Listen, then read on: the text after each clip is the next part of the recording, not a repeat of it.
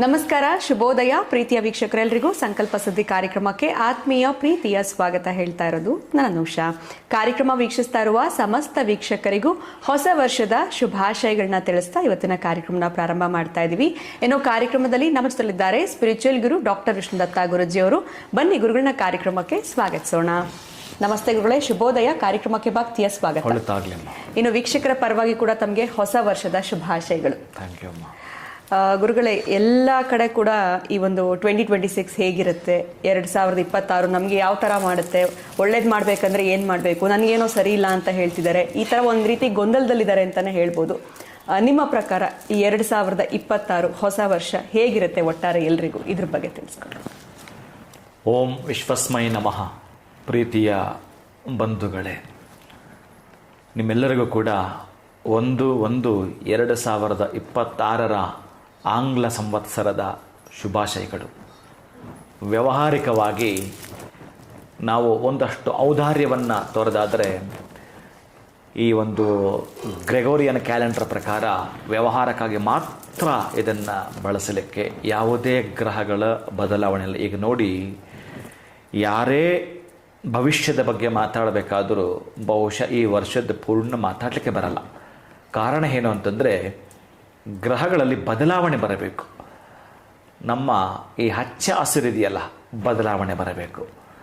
ಮನುಷ್ಯನ ದಶಾಭಕ್ತಿಯಲ್ಲಿ ಬದಲಾವಣೆ ಬರಬೇಕು. ಆವಾಗ ಈ ಖಗೋಳಶಾಸ್ತ್ರ ಅನ್ನೋದು ಅಸ್ಟ್ರಾನಮಿ ಏನಿದೆಯೋ ಆ ಅಸ್ಟ್ರಾಲಜಿಗೆ ಸಂಬಂಧಪಡುವ ಹಾಗೆ ಮಾತಾಡೋದಾದರೆ ಪ್ರೀತಿಯ ಬಂಧುಗಳೇ, 2026 ನಿಮಗೆ ಹೀಗಿರುತ್ತೆ ಹಾಗಿರುತ್ತೆ ಅಂತ ಏನೇ ಹೇಳಿದರೂ ಕೂಡ ಬಹುಶಃ ಒಂದು ತಿಂಗಳದಷ್ಟೇ ನಾವು ಮಾತಾಡಬಹುದೇನೋ. ಯಾಕೆ ಅಂತಂದರೆ ರವಿ ಇರುವುದು, ಮಂಗಳ ಇರುವುದು, ಶುಕ್ರ ಇರುವುದು, ಇವರೆಲ್ಲರೂ ಕೂಡ ಒಂದೊಂದು ತಿಂಗಳಾದ ನಂತರ ಅವರ ಪ್ರಯಾಣವನ್ನು ಮುಂದುವರಿಸ್ತಾರೆ. ಇನ್ನು 1 ವರ್ಷ 2.5 ವರ್ಷ ಕಾಲ ಇರತಕ್ಕಂತಹ ಇಬ್ಬರು ಮಹಾನುಭಾವರು ಬೃಹಸ್ಪತಿ ಅಂಡ್ ಶನೇಶ್ವರ. ನಿಮಗೆ ಗೊತ್ತಿರುವಂಥದ್ದೇ, ಈ ವರ್ಷದಲ್ಲಿ ಗುರು ಮಾತ್ರ ಬದಲಾಗ್ತಾನೆ, ಅದು ಕೂಡ ಮೇ ತಿಂಗಳಲ್ಲಿ. ನಾವೇನಾದರೂ ಭವಿಷ್ಯ ಅಂತ ಮಾತಾಡೋಣ ಅಂತಂದರೆ ನಮಗೆ ಯುಗಾದಿನೇ ಮಾತಾಡೋದು. 2026 ಅಂತ ತೆಗೆದುಕೊಂಡ್ರೆ 26 ಅಂತಂದರೆ ಈ ಸಂಖ್ಯೆ ಮಾತ್ರ ತೆಗೆದುಕೊಳ್ಳೋಣ ಪ್ರೀತಿಯ ಬಂಧುಗಳು. ದೇಶದಲ್ಲಿ ಏನು ನಡೆಯುತ್ತೆ, ಹೇಗಿರುತ್ತೆ, ಏನು ಇದರ ವಿಚಾರ ಅಂತ ನಾವು ತೆಗೆದುಕೊಂಡು ಮಾತಾಡೋಣದಾದರೆ, ಈ ಹಿಂದೆ 2025 ಯಾರಿಗೆಲ್ಲ ಕೂಡ ನೋವು ಕೊಟ್ಟಿತ್ತು, ತೊಂದರೆ ಆಗಿತ್ತು, ದುಃಖ ಆಗಿತ್ತು, ನಮ್ಮ ಕುಟುಂಬಸ್ಥರನ್ನು ಅಥವಾ ಪ್ರಾಣ ಸ್ನೇಹಿತರನ್ನು, ನಮಗೆ ಇಷ್ಟವಾಗಿರ್ತಕ್ಕಂತಹ ನಟರನ್ನು, ಸಾಹಿತಿಗಳನ್ನು ಎಷ್ಟು ಜನ ನಾವು ಕಳೆದುಕೊಂಡಿದ್ದೀವೋ, ಮತ್ತು ಈ 2026 ಆ ತರಹದ ಆತಂಕಗಳಾಗಬಹುದು, ನೋವುಗಳಾಗಬಹುದು, ಆಗಬಾರದು ಅನ್ನೋದನ್ನು ಮನದಲ್ಲಿಟ್ಕೊಂಡು ಬಹುಶಃ ನಮಗೆ ಗೊತ್ತಿರೋ ಹಾಗೆ 114 ವರ್ಷ ಪೂರ್ಣ ಜೀವನವನ್ನು ಮಾಡಿದ್ದ ಮಹಾತಾಯಿ ಸಾಲುಮರದ ತಿಮ್ಮಕ್ಕನನ್ನು ನಾವು ಕಳ್ಕೊಂಡ್ವಿ. ಇನ್ನು ಸಾಹಿತಿಯಲ್ಲಿ ಮಹಾಪರ್ವ, ಮೇರು ಪರ್ವ ಅಂತ ಕರಿಬಹುದು, SL ಭೈರಪ್ಪ ಅವ್ರನ್ನ ಕಳ್ಕೊಂಡು ಬಹಳ ದುಃಖಿತರಾದ್ವಿ. ಇನ್ನು 2025 ಅಂತ ಏನಿತ್ತು ಅದರಲ್ಲೇ ಕೆಲವು ರಾಜಕೀಯ ನಾಯಕರನ್ನ ಕಳ್ಕೊಂಡಿದ್ದೀವಿ. ಇನ್ನು ಬಹುಶಃ ನೀವು ಪ್ರತಿ ತಿಂಗಳು ಗಮನಿಸಿದ್ರೆ 2025 ಜನವರಿ ಮತ್ತು ಫೆಬ್ರವರಿ ಗಮನಿಸಿದ್ರೆ ಮಾರ್ಚ್ ಏಪ್ರಿಲಿಂದ ಹಿಡಿದು ಪ್ರತಿ ತಿಂಗಳು ಕೂಡ ಸಾವು ನೋವುಗಳನ್ನೇ ನಾವು ಕಾಣ್ತಾ ಇದ್ದೀವಿ ಪ್ರೀತಿಯ ಬಂಧುಗಳೇ. ಬಹುಶಃ ಆ 2025 ನೋವಿಂದ ಅಥವಾ ಸಾವಿಂದನೇ ಎಂಡು ಕಾಣ್ತಾ ಇತ್ತು. ನೀವು ಪ್ರತಿ ತಿಂಗಳು ಗಮನಿಸಿದ್ರೆ ಪ್ರೀತಿಯ ಬಂಧುಗಳೇ, ಪಹಲ್ಗಾಮ್ ಆಗಿರಬಹುದು. ನಂತರ ನಾವು ಮೊನ್ನೆ ಅಷ್ಟೇ ಬಹಳ ದುಃಖ ಅಂತ ನಾವು ನೋಡಿದ್ದು ಡೆಲ್ಲಿಯಲ್ಲಿ, ಅದು 4 ಜನ ವೈದ್ಯರು. ಏನೇನಬೇಕು ಇವನ್ನೆಲ್ಲ ಗೊತ್ತಿಲ್ಲ. ಒಂದಷ್ಟು ಜನ ಕಾರು ಸ್ಫೋಟ ಮಾಡಿ ಒಂದಷ್ಟು ಜನನ್ನ ಸಾವಿಗೆ ಕಾರಣರಾದರು. ಇನ್ನು ಇದೇ ರೀತಿಯೇ ನೀವು ಗೊತ್ತಿರೋ ಹಾಗೆ ಈ ಆಪರೇಷನ್ ಸಿಂಧೂರ ಬಹುಶಃ ಮಾಡಿಕೊಂಡು ದೊಡ್ಡ ದೊಡ್ಡ ಆಘಾತಗಳನ್ನು, ಯುದ್ಧಗಳನ್ನೇ ನಾವು ನೋಡಿಬಿಟ್ಟಿವಿ. ಬಹುಶಃ ಕಠೋರ ಸತ್ಯ, ಕಠೋರ ವಾಸ್ತವವನ್ನು ಮಾತಾಡಲಿಕ್ಕೆ ಅಂತ ಹೊರಟ್ರೆ ಪ್ರೀತಿಯ ಬಂಧುಗಳೇ, ಇವೆಲ್ಲವೂ ಕೂಡ ಕಾಲಗರ್ಭದಲ್ಲಿ ಸರಿದು ಹೋಗ್ತಕ್ಕಂತಹದ್ದು. ಏನೇ ಆಗಿದ್ದರೂ ಮನುಷ್ಯ ಅನ್ನುವ ಇಲ್ಲಿಗೆ ಬಂದಾಗ ಒನ್ ಕ್ಯಾನ್ ಟು ಫೇಸಸ್ ನಾನು ಹೇಳ್ತಾ ಇರ್ತೀನಿ. ಒಂದು ನಾಣ್ಯದ ಎರಡು ಮುಖಗಳು, ಸುಖ ಮತ್ತು ದುಃಖ, ಲಾಭ ಮತ್ತು ನಷ್ಟ, ನೋವು ಮತ್ತು ನಲಿವು ಇವೆರಡು ಇದ್ದೇ ಇರ್ತವೆ. ಆದರೆ ನಾನೇನು ಹೇಳ್ತೀನಿ ಅಂತಂದರೆ, ಯಾರೆಲ್ಲ ಕೂಡ 2025 ಅನೇಕ ತರಹದ ಹತಾಶೆಗಳು, ನೋವುಗಳು, ಈರ್ಷೆಗಳು, ಕಷ್ಟಗಳು, ದುಃಖಗಳು, ಎಷ್ಟೋ ಥರದ ವ್ಯಾಜ್ಯಗಳು, ನಷ್ಟ ಹೊಂದಿದ್ದು, ಸಾಲದ ಸುಳಿಗೆ ಸಿಲುಕೊಂಡಿದ್ದು, ವಿಶೇಷವಾಗಿ ನನ್ನ ಜೀವಮಾನದಲ್ಲಿ ಈ ವರ್ಷ ಮಾತ್ರ ನನ್ನ ಜೀವಮಾನದಲ್ಲಿ ಕಾಡಲಿಲ್ಲ ಅಂತಹ ಕಷ್ಟವನ್ನು ಕಂಡುಬಿಟ್ಟು ದುಃಖಿತರಾಗಿರತಕ್ಕಂತಹ ಪ್ರೀತಿಯ ಬಂಧುಗಳಿಗೂ, ಜೊತೆಗೆ ನಾನು ಒಂದಷ್ಟು ಖುಷಿಯಾಗಿದ್ದೆ, ಸಂತೋಷ ಇತ್ತು, ಒಂದು ಸೈಟ್ ತೆಗೆದುಕೊಂಡೆ, ಒಂದು ಮನೆಯನ್ನು ಕಟ್ಟಿಕೊಂಡೆ, ಮಕ್ಕಳಿಗೆ ಮದುವೆ ಮಾಡಿದೆ, ಮಗನನ್ನು ವಿದೇಶಕ್ಕೆ ಕಳಿಸಿಕೊಟ್ಟೆ, ನನ್ನ ಮಗನಿಗೆ ವಿದೇಶದಲ್ಲೂ ಕೂಡ ವಿದ್ಯಾಭ್ಯಾಸ ಮುಗಿದಂಥ ಕೆಲಸ ಸಿಕ್ತು, ಒಂದಷ್ಟು ಜನ ಖುಷಿಯಾಗಿದ್ದರೂ ಕೂಡ ಅವರ ಖುಷಿ ಇನ್ನಷ್ಟು ಈ ವರ್ಷ ಹೆಚ್ಚಿಗಾಗಲಿ. ಮತ್ತು ಯಾರೆಲ್ಲ ದುಃಖಿತರಾಗಿದ್ದರು, ಬಾಧೆಗೊಳಪಟ್ಟಿದ್ರು, ನೋವನ್ನೇ ಹೊಂದಿದ್ರು, ನೋವನ್ನೇ ಅವರು ಸರಮಾಲೆಯಾಗಿ ಮಾಡಿಕೊಂಡು ಪಾಪ ದಿನೇ ದಿನೇ ಅನುಭವಿಸಿರ್ತಕ್ಕಂಥ ಯಾತನೆಯನ್ನು ಅನುಭವಿಸಿರ್ತಕ್ಕಂತಹ ಎಲ್ಲರಿಗೂ ಕೂಡ 2026 ಏನಿದೆಯೋ ಸುಖ ಸೌಖ್ಯವನ್ನು ಕೊಡ್ತಾ ಒಂದಷ್ಟು ಭಾಗ್ಯಗಳನ್ನ ಅವರಿಗೆ ದಯಪಾಲಿಸಲಿ ಅಂತೇಳಿ ನಾನು ಆ ಭಗವನ್ ನಿಯಾಮಕನಾಗಿರತಕ್ಕಂಥ ಕೇಳಿಕೊಳ್ಳುತ್ತೇನೆ. 2026 ಒಟ್ಟಾರೆ 26 ಮಾತ್ರ ಮಾತಾಡೋಣ. 6 + 2 8 ಅನ್ನೋದನ್ನು ಗ್ರಹಗಳ ಏನು ಸೂಚಿಸುತ್ತೆ, ಗ್ರಹಗಳು ಏನೇ ಸೂಚಿಸಲಿ ಪ್ರೀತಿಯ ಬಂದು ನೀವು ಚೆನ್ನಾಗಿ ನೆನಪಿಟ್ಕೊಳ್ಳಿ. ಯಾರು ಏನೇ ಹೇಳಿದ್ರು ನೀವು ವಿಶ್ಲೇಷಣೆ ಮಾಡಿ ಒಂದಷ್ಟು ಸಲ. ನಾನು ಹೇಳಿದ್ದನ್ನು ಅಲ್ಲ, ಇನ್ನೊಬ್ಬರು ಹೇಳಿದ್ದನ್ನು ಅಲ್ಲ, ಎಲ್ಲವನ್ನೂ ಕೂಡ ತೆಗೆದುಕೊಳ್ಳಿ. ನೀವು ಅನಲೈಸ್ ಮಾಡಬೇಕಾದ್ರೆ ಸತ್ಯಾಂಶ ಎಲ್ಲಿದೆ, ಆಗಬಹುದು, ಬಿಡಬಹುದು, ಬರಬಹುದು. ಈ ಜ್ಯೋತಿಷಿಯ ಒಂದು ರೀತಿಯ ಅಡ್ಡಗೋಡೆ ಮೇಲೆ ದೀಪ ಇಟ್ಟಂಗೆ ಮಾತಾಡುತ್ತೆ. ಪೂರ್ಣ ಪ್ರಮಾಣದಲ್ಲಿ ಕೊಡಬೇಕಾದ್ರೆ ಅದರ ವಿದ್ವತ್ತು, ಅದರ ಸಾಧನೆ, ಅದರ ಅನುಷ್ಠಾನ ಬಹಳ ಕೇಳುತ್ತೆ ಪ್ರೀತಿ. ಟೆಟಾಸ್ಕೋಪ್ ಹಾಕ್ಕೊಂಡು ನಾನು ಸುಮ್ಮನೆ ಕುಳಿತುಕೊಳ್ಳೋದಕ್ಕೂ ಸುಮಾರು ಒಂದು 40 ವರ್ಷ ಎಕ್ಸ್ಪೀರಿಯೆನ್ಸ್ ಮಾಡಿದ್ದೇನೆ.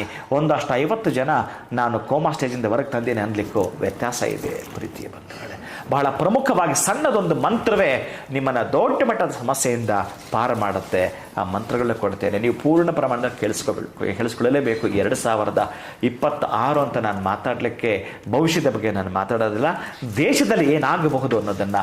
ಯಾಕಂದರೆ ಆ ದೇಶದ ಒಳಗಡೆ ನಾವಿದ್ದೀವಿ, ಈ ಜಗತ್ತಿನ ಒಳಗಡೆ ನಾವಿದ್ದೀವಿ ಅನ್ನೋದನ್ನೇನಾದರೂ ತೆಗೆದುಕೊಂಡ್ರೆ ಆ 26 ಸಂಖ್ಯೆಯನ್ನು ಮಾತಾಡ್ತಾ ಹೊರಟ್ರೆ ಅದೊಂದು ಇನ್ಫಿನಿಟಿ ನಂಬರ್ ನಿಮಗೆ ಗೊತ್ತಿರತಕ್ಕಂತಹದ್ದೇ.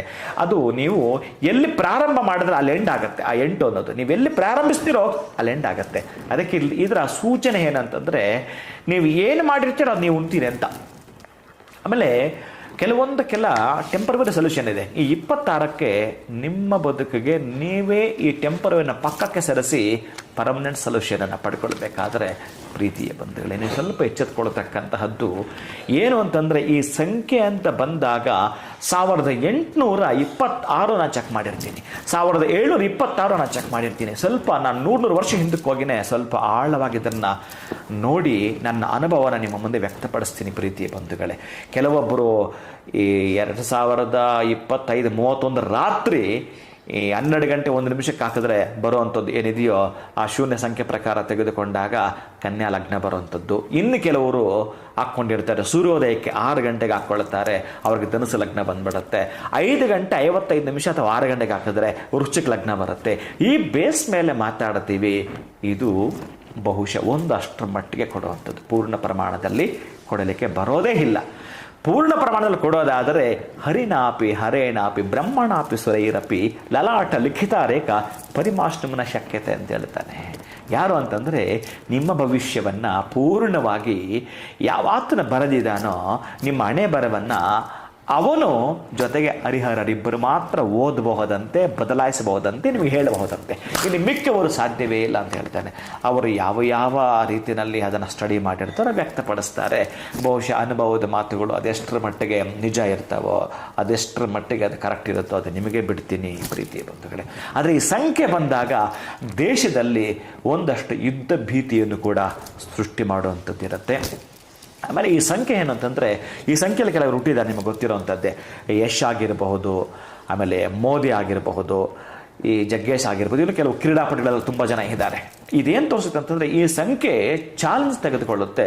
ಆಮೇಲೆ ಎಲ್ಲಿ ಚಾಲೆಂಜ್ ಇರುತ್ತೆ ಅಲ್ಲಿ ಶತ್ರುಗಳು ಇರುತ್ತೆ, ನೀವು ಚೆನ್ನಾಗಿ ಬರೆದಿಟ್ಕೊಳ್ಳಿ. ನೀವು ಸಾಧನೆ ಮಾಡೋ ಹಾದಿ ಅಷ್ಟೇನು ಸುಲಭವಾಗಿರೋದಿಲ್ಲ. ಹೂವಿನ ಹಾಸಿಗೆ ಯಾರು ನಿಮಗೆ ಆಸೆ ಇರಲ್ಲ. ಆ ಮುಳ್ಳುಗಳ ಮಧ್ಯೆನೇ, ನೋವುಗಳ ಮಧ್ಯೆನೇ, ಕಷ್ಟಗಳ ಮಧ್ಯೆನೇ ಹೇಗೋ ಹೆಣಗಾಟ ಮಾಡಿ ಹೋದರೆ ಒಂದಷ್ಟು ಕುಳಿತುಕೊಂಡು ನೀವು ದೀರ್ಘವಾಗಿ ಉಸಿರಾಟ ಮಾಡ್ತಾ ಆಲೋಚನೆ ಮಾಡಿದ್ರೆ ಬಾ ಎಷ್ಟು ವರ್ಷಗಳು ನಾನು ಕಷ್ಟಪಟ್ಟೆ, ಈಗ ಒಂದು ಸ್ವಲ್ಪ ಸುಖ ಸಿಕ್ಕಿದೆ ಅಂತ ನಿಮಗೆ ನೆಮ್ಮದಿ ಆಗುತ್ತಲ್ಲ, ಅದನ್ನು ಕಂಡುಕೊಳ್ಳಲಿಕ್ಕೆ ನಾನು ಇಷ್ಟೆಲ್ಲ ತಿಳಿಸ್ತಾ ಇದ್ದೇನೆ ಪ್ರೀತಿಯ ಬಂಧುಗಳೇ.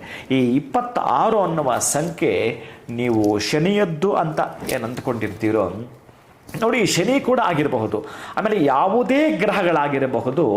ಬ್ರಹ್ಮಾಂಡ ನಾಯಕನಾಗಿರತಕ್ಕಂತಹ ಸ್ಥಿತಿಕಾರಕನಾಗಿರುವ ಶ್ರೀನಿವಾಸನ ವೆಂಕಟೇಶ್ವರ ಆದಿಯಿಂದಲೇ ಇರುತ್ತಾರೆ.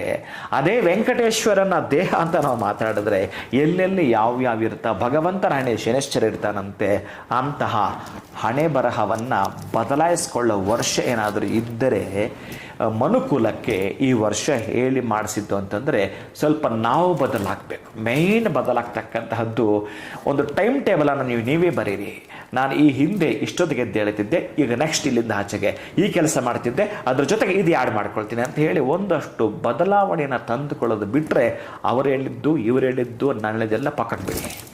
ನಿಮ್ಮನ್ನು ನೀವು ಸ್ಟಡಿ ಮಾಡಿ, ನಿಮಗೆ ನೀವು ಬರೆದಿಟ್ಕೊಂಡು ಕೇಳಿಸ್ಕೊಳ್ಳಿ. ನಿಮಗೇನು ಅನಿಸುತ್ತೋ ಅದು ಮಾತ್ರನೇ ನೀವೇನು ಪ್ರಿಡಿಕ್ಟ್ ಮಾಡ್ತೀರೋ ಅದರಲ್ಲಿ ಸ್ವಲ್ಪ ನೀವು ಅನುಭವ ವೇದ್ಯವನ್ನು ತಂದುಕೊಳ್ಬೇಕಾದ್ರೆ ಈ 26 ಸಂಖ್ಯೆ ಅಂತಕ್ಕಂತಹದ್ದು ನೋಡಿ, ನಮಗೆ ಸಕಾಲದಲ್ಲಿ ಮಳೆಗಳು ಬರ್ತವೆ, ಹಾಗಂತೇಳಿ ಮಳೆ ಬರಲ್ಲ ಅಂತಿಲ್ಲ. ಸಕಾಲದಲ್ಲಿ ಮಳೆ ಬರಬೇಕಾಗಿತ್ತು, ಬರೋದಿಲ್ಲ. ಅಕಾಲದಲ್ಲಿ ಮಳೆ ಬರುತ್ತೆ. ಏನು ಮಾಡೋಣ ಹೇಳಿ?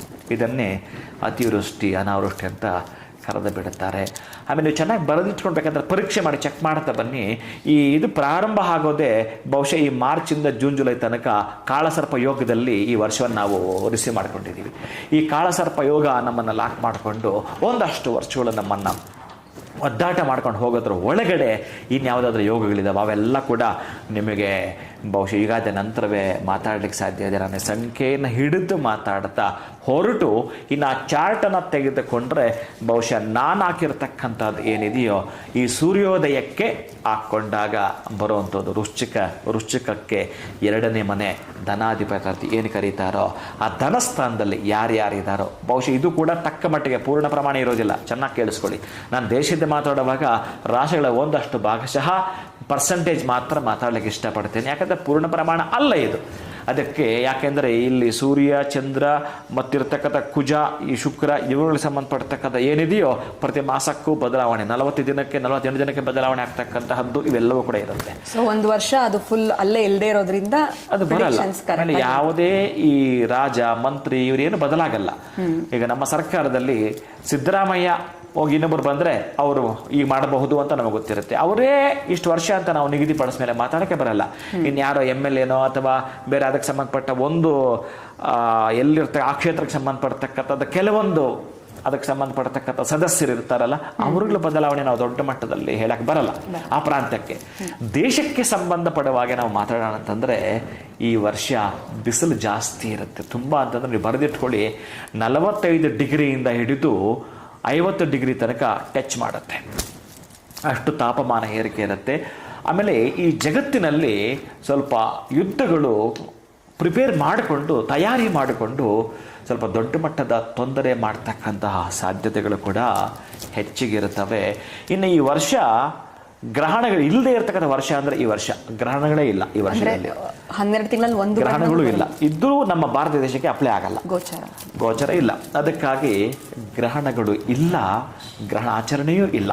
ಅದಕ್ಕಾಗಿ ಈ ವರ್ಷದಲ್ಲಿ ಏನು ಅಂತಂದರೆ ನೀವೇ